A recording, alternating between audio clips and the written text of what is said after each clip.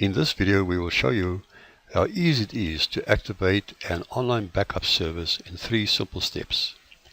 Soteria Online Backup is offering online backup services over the internet to home as well as business users.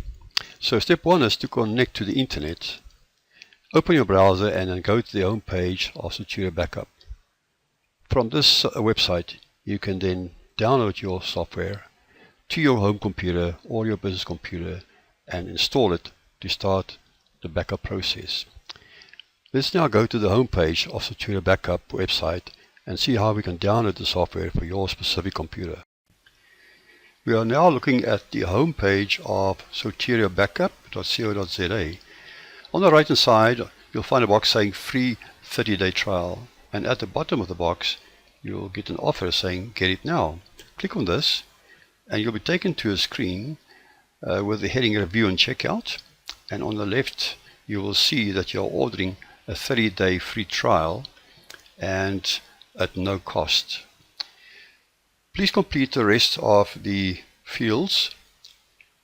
This is required for the order, and then scroll down to the bottom and you'll find that you have to agree to the terms of use at the bottom, and after you've done that you can complete the order. After you have completed your order, you will be sent 3 emails. The first email is to welcome you, and the second email is an order confirmation, and then the third email will give you your account details and also your designated backup server address and your customer passkey ID to register on that particular backup server. In the third email will also be a link from where you can download the backup software, and this link will take you to the following page.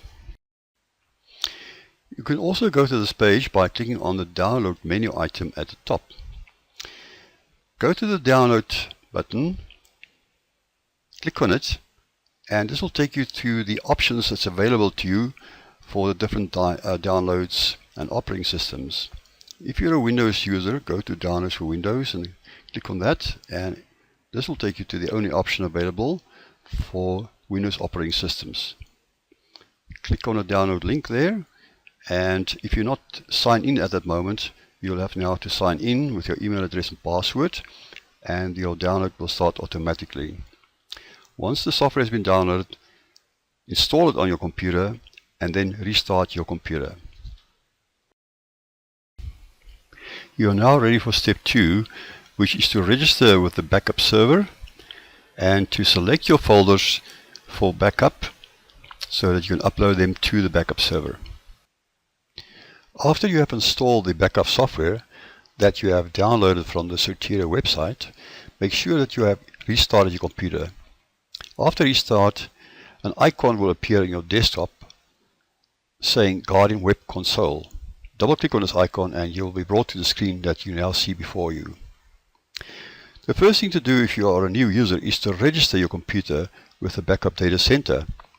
And to do this, you go to the bottom of the login box and click on Sign Up, which will bring you to the Register Client screen.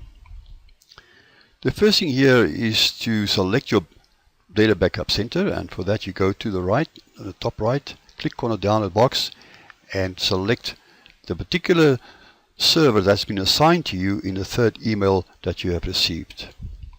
Just below that there's the customer passkey, and this also appears in your third email, so perhaps you can copy and paste that passkey from your third email and put it into this box on the right.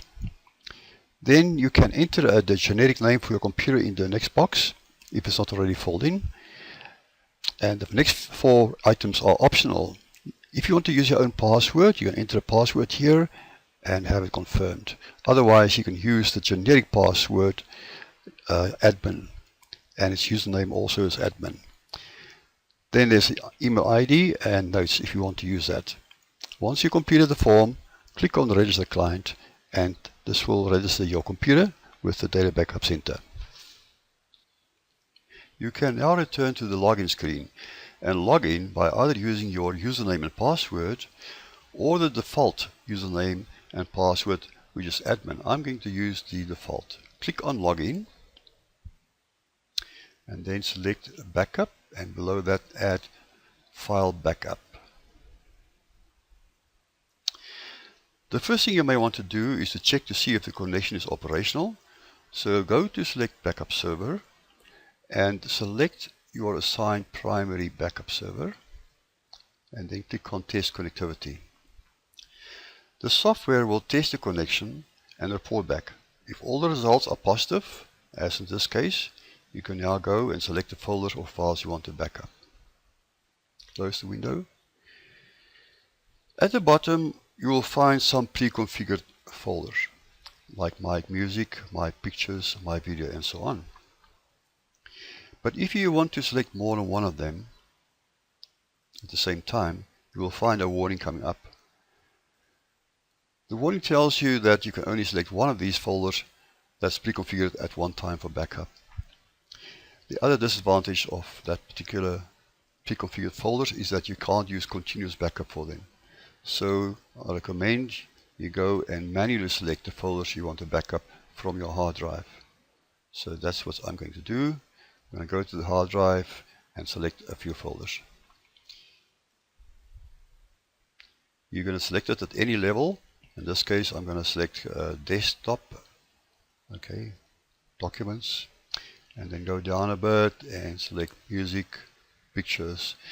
So you can see I can have multiple selections here and videos.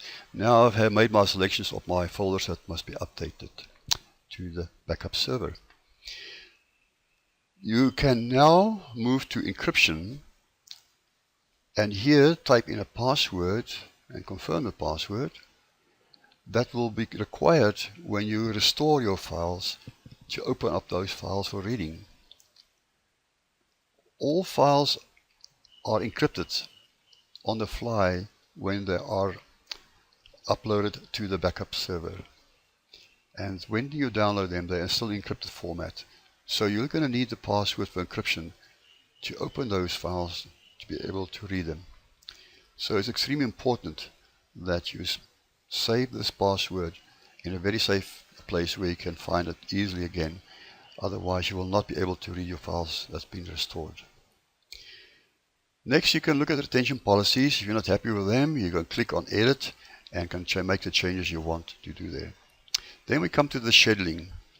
You have continuous scheduling, which means that the program will, immediately after you've finalized the scheduled backup, go and back up the files you've indicated and the folders you've indicated. And after that, every time they get changed or updated, it will be backed up immediately.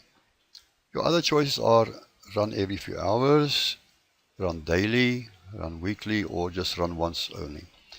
Make your selection there, and then after you've done that, go and save your backup. You are now done. And the next step is step 3. We now have arrived at step 3. Since this is a set and forget system, you can now relax and enjoy the peace of mind knowing that your files and folders will be automatically backed up as they are changed.